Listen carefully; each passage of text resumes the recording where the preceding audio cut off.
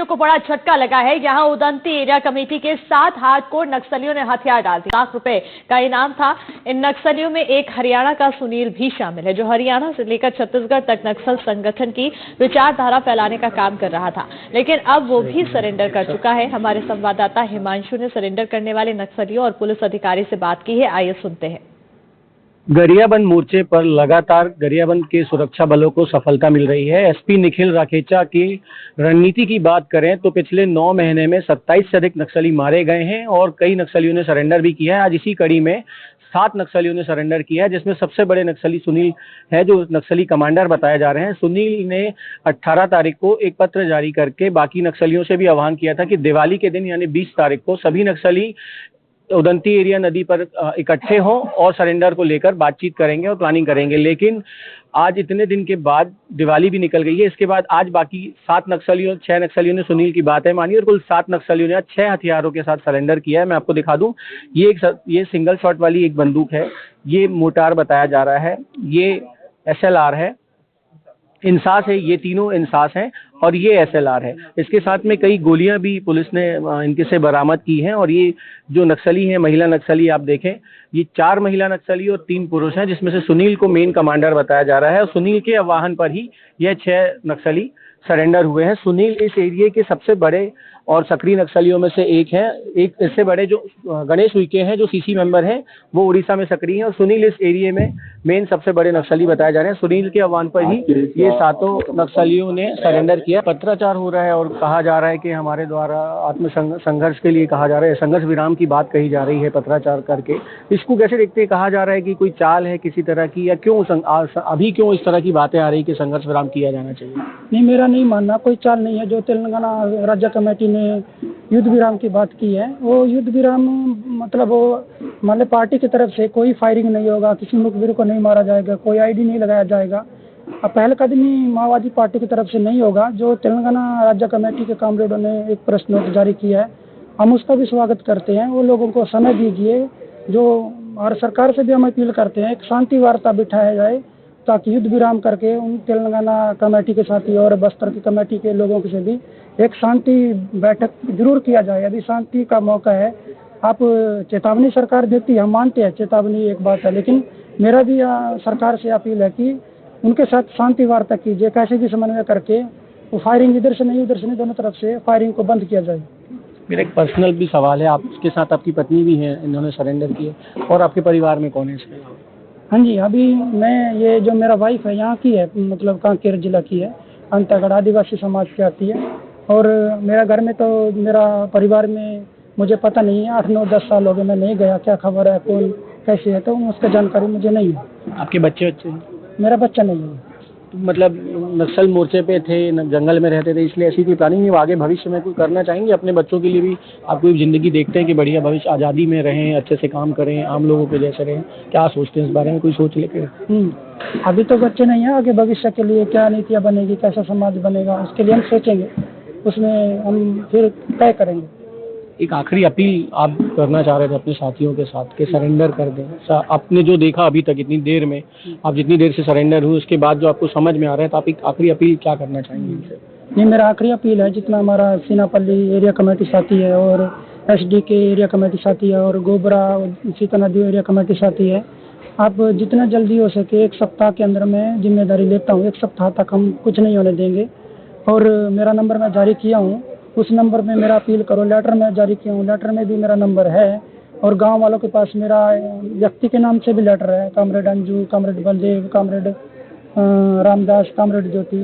आप ज़्यादा परेशान मत हो, कुछ नहीं होगा यहाँ पे। आप जल्द आने से ठीक ही है।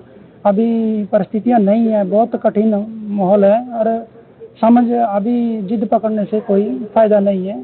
अभी बड़ी सेना नहीं है हमारा, अभी छोटी सेना है। बाद में हमको लाश देखने से मुश्किल होगा। अभी इस वक्त हमारे साथ मौजूद है एरिया कमांडर कमेटी जो है सुनील, उनकी पत्नी है अरीना सचिव है। अरीना ने भी आज जो 7 नक्सलियों ने सरेंडर किया है, उसमें अरीना ने भी सरेंडर किया है।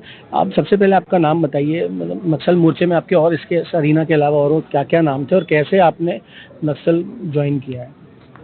मैं रहने वाली कांकेर जिला और नेलचांग हमारा गांव है और मेरी घर के नाम सुग्रो टेकाम है। मैं 2006 में मैं जो नक्सली में जुड़ गई हूँ।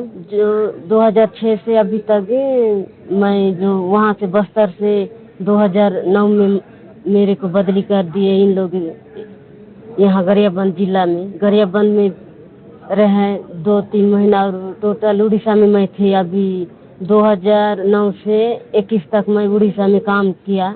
वहाँ भी डिप्टी कमांडर थे सीनापल्ली का पहले। वहाँ रह के बाद में 21 में उदंती में आने के बाद में जो सारा साथी लोग खत्म हो गया, यहाँ का कमांडर डिप्टी कमांडर लोग खत्म हुआ, तो अभी सीनियर कोई नहीं बोल के मेरे को जो पार्टी जिम्मेदारी दिया, एसी और एसी कमांडर दल का और एसी सचिव भी मेरे को बनाए थे। कैसे जुड़े थे आप, कैसे नक्सलियों ने आपको जोड़ा था अपने साथ? अभी जो रावघाट है उधर राजनांद गांव है, जो वहाँ के खदान ले जाएगा, यहाँ का लोग का जो सरकार विस्थापन करेगा, इसे आके मीटिंग में बोला तो मैं वही सुन के मैं आया कि पार्टी अच्छा काम करती गरीब जनता के लिए। कहीं मेरे को तो कोई पकड़ के नहीं लाए, मेरी मन से ही मैं आई थी। छोटी उम्र क्या थी आपकी? 15 या 16 साल मेरा उम्र थी उस समय मैं आई थी। अभी हालात कैसे हैं जंगल में? कितना दबाव है आप लोगों के ऊपर, जो लगातार अभी मुठभेड़ें हो रही है, नक्सली ढेर भी हो रहे हैं, लगातार सरेंडर भी कर रहे हैं? अभी कितनी स्थिति बदली है जंगल में? अभी तो जंगल में तो रुक भी नहीं सकते और गांव वाले कोई नक्सली को मदद नहीं दे कि खुद गांव वाले बोलते कि भैया आप लोग सिलेंडर होने से ठीक था। अभी तो पूरा फोर्स है, हर जगह जगह में मुखबिर भी पूरा तैनात किए गांव गांव में, तो हमको सामान राशन पानी का भी थोड़ा दिक्कत हो गए। तो खास करके हम जो सोनू दादा और रुपेश दादा ने जो पर्चा जारी किया वही देख के हम लोग विचार करके हमें जो सिलेंडर का नीति बना के आए। एक पर्चा जारी हुआ है, मैंने अभी सुनील से भी बात की, तो उसमें बता रहे हैं जो हथियारों के साथ नक्सली सरेंडर कर रहे हैं उनको जो वहाँ अभी जंगल में है वो गद्दार बता रहे हैं कि ये गद्दारी कर रहे हैं, हथियारों के साथ सरेंडर कर रहे हैं। क्या जवाब देना चाहेंगे आप उनको?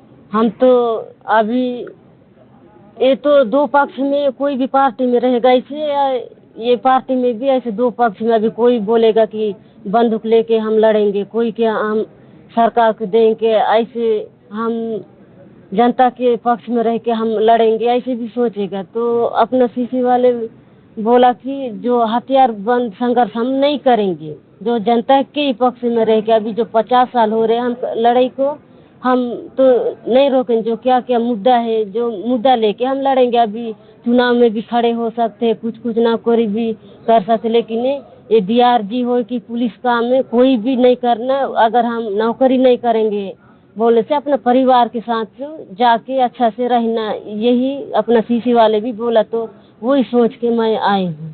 सर कैसे देखते हैं सरेंडर को और कितने दिनों से तैयारी चल रही थी? आज उदंती एरिया कमेटी के 7 सक्रिय नक्सली सदस्यों ने सरेंडर किया है हमारे सामने। यह अत्यंत ही महत्वपूर्ण एवं ऐतिहासिक सफलता है। इस क्षेत्र की बात करें तो यहाँ 4 एरिया कमेटीज होते हैं, उसमें से उदंती अत्यंत ही महत्वपूर्ण एरिया कमेटी है जो छत्तीसगढ़ और उड़ीसा के जंक्शन पर है। सीनियर कार्डर्स के मूवमेंट, लॉजिस्टिक्स मूवमेंट को कोऑर्डिनेट करता था। जो बची हुई वहाँ यूनिट थी, इन मास टोटल 7 लोगों ने सरेंडर किया है। जो बचे हुए नक्सली हैं उनके सामने आने से और उनके अपील से मुझे उम्मीद है कि वो लोग भी शीघ्र ही सरेंडर करेंगे। सर सुनील की कितनी बड़ी भूमिका है सारे सरेंडर में? सुनील DVC मेंबर, साथ ही साथ बड़े नक्सलियों के मारे जाने के बाद इस क्षेत्र का मैं बोलूँगा सीनियर मोस्ट नक्सली कमांडर था, जो करीब 25 वर्षों से इस संगठन के साथ जुड़ा हुआ था। उनके आने से जो संगठन में इमेज थी यहाँ पे, वो अत्यंत ही कट्टर सोचने समझने वाला आदमी था। उसके आने से लोगों को मनोबल बढ़ा, लोगों को लगा कि यही सही रास्ता है, शासन के साथ जुड़ना, मुख्य धारा में आकर समाज को आगे बढ़ाना। मुझे उम्मीद है कि जो बचे हुए लोग हैं सुनील के सरेंडर से निश्चय ही प्रभावित होंगे। सर एक आखिरी सवाल है, जिस तरह से सरेंडर हो रहे हैं नक्सलियों में भी खलबली मची, कई तरह के पत्र जारी हो रहे हैं, कभी जगमोहन जारी कर रहे हैं, कभी जगनू के लिए जारी हो रहा है, तो किस तरह से देख रहे हैं सर इसको भी? कंफ्यूजन तो है। कुछ कमांडर्स पूरे सेफ्टी घेरे में और कंफर्ट में बैठकर ये अपील कर रहे हैं कि सरेंडर सही रास्ता नहीं है, जो सरेंडर करेंगे असुरक्षित होंगे। बट जैसा कि इस यूनिट ने दिखाया है कि उनका जो प्रचार एवं प्रसार है, सीनियर कार्डर्स का 1-2 जो बचे हुए हैं, बहुत लोगों ने सरेंडर भी कर दिया बड़े कार्डर्स ने, वह भ्रामक है, तथ्य से परे है। और इन लोगों ने प्रमाणित किया है कि सुरक्षा शासन के साथ मिलकर मुख्य धारा में वापस होने में है, न ही कि कमांडर्स की नासमझ की बात जो 25 वर्षों में हिंसा और डिस्ट्रक्शन के अलावा और कुछ नहीं दे पाया है। तो ये थे रायपुर आईजी हमारे साथ। लगातार अभी भी नक्सलियों से सरेंडर करने की अपील की जा रही है, लगातार मुठभेड़ भी हो रही है, कई नक्सली मारे भी जा रहे हैं। उसके बाद भी सुरक्षा बलों के जवान और आईजी साहब का कहना है कि नक्सलियों के पास वक्त है, अभी भी सरेंडर कर सकते हैं। सुनील की बातें सुनकर 6 नक्सलियों ने सरेंडर किया है। इस एरिया में और भी जितने नक्सली हैं, सुनील की देखा देखी वो भी चाहें तो सरेंडर कर सकते हैं और किसी भी माध्यम से, ग्रामीणों से, पत्रकार बंधुओं से या आसपास के किसी भी सदस्य से संपर्क करके वो सरेंडर कर सकते हैं। खबरों में आगे बढ़ेंगे। पीएम मोदी के वाराणसी